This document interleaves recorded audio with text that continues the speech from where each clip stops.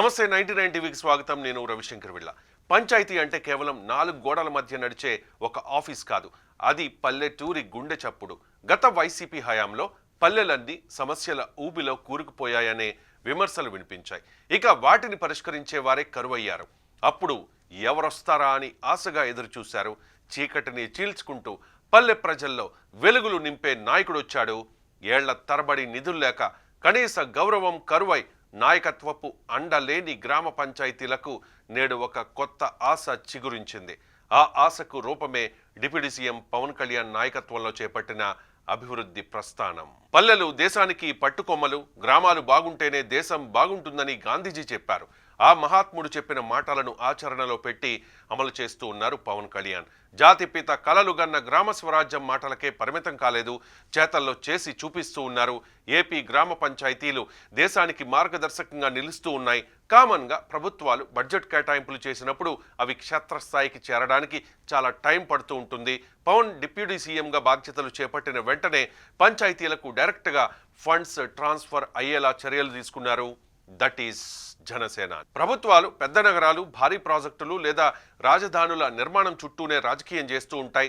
పవన్ కళ్యాణ్ ఆలోచన విధానం కంప్లీట్గా డిఫరెంట్. ఆయన ఫ్యూచర్ ప్లాన్ డెవలప్ చేసే విధానం అందరికీ ఆదర్శంగా ఉంటుంది. ఏది చేసినా, ఏ పని తలపెట్టినా భవిష్యత్తును దృష్టిలో ఉంచుకునే చేస్తారు. అది అందరికీ ఉపయోగపడేలా ఉంటుంది. గ్రామాల్లో నెలకొన్న సమస్యలను కంప్లీట్గా పరిష్కరించాలనే సంకల్పించారు. అందుకే గ్రామం బలంగా ఉంటేనే రాష్ట్రం అభివృద్ధి చెందుతుందనే నమ్మకంతో తన ఫోకస్ను డైరెక్ట్గా పల్లెల మీదకు మళ్లించారు పవన్ కళ్యాణ్. దీని ఫలితమే రాష్ట్ర వ్యాప్తంగా నిర్వహించిన పల్లె పండుగ కార్యక్రమం గ్రాండ్ సక్సెస్ అయింది. గ్రామాల్లో మెరుగైన మౌలిక వసతులు అందుబాటులోకి తీసుకొచ్చారు. గతంలో పంచాయతీలు నిధుల కొరతతో కొట్టుమిట్టాడేవి. సర్పంచులు తమ సొంత నిధులు ఖర్చు పెట్టి అప్పుల పాలైన సందర్భాలు కూడా ఉన్నాయి. పవన్ కళ్యాణ్ బాధ్యతలు చేపట్టిన తర్వాత పంచాయతీలకు నిధుల వరద స్టార్ట్ అయింది. ఏళ్లుగా పెండింగ్లో ఉన్న డ్రైనేజీ పనులు, వాటర్ ట్యాంకుల నిర్మాణం, రహదారులు, వీధి దీపాలు, పాఠశాలల మరమ్మతులు వంటి పనులు కేవలం ఫైళ్లకే పరిమితం కాలేదు, ప్రత్యక్షంగా క్షేత్రస్థాయిలో అమల్లోకి వచ్చాయి.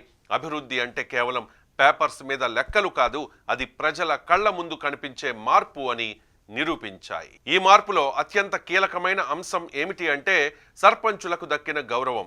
రాజకీయాల్లో ఎప్పుడూ లేని విధంగా సర్పంచులను కేవలం ప్రభుత్వ ప్రతినిధులుగా కాదు, గ్రామ నాయకులుగా గౌరవించే సంస్కృతికి శ్రీకారం చుట్టారు పవన్ కళ్యాణ్. ఒకప్పుడు అధికారుల చుట్టూ తిరిగే సర్పంచులను వేదికల మీద నిలబెట్టి సన్మానించడం ద్వారా వారిలో బాధ్యతను పెంచారు.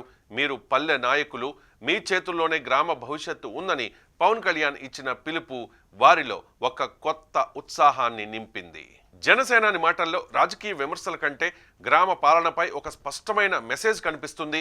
పాలన అనేది సచివాలయానికో ఫైళ్లకో పరిమితం అవ్వద్దని, అది నేరుగా ప్రజల చేతుల్లోనే ఉండాలని ఆకాంక్షించారు. సర్పంచులను నాయకులుగా తీర్చిదిద్దడం ద్వారా గ్రామాల్లో ప్రజాస్వామ్యాన్ని బలోపేతం చేసే ప్రయత్నం జరిగింది.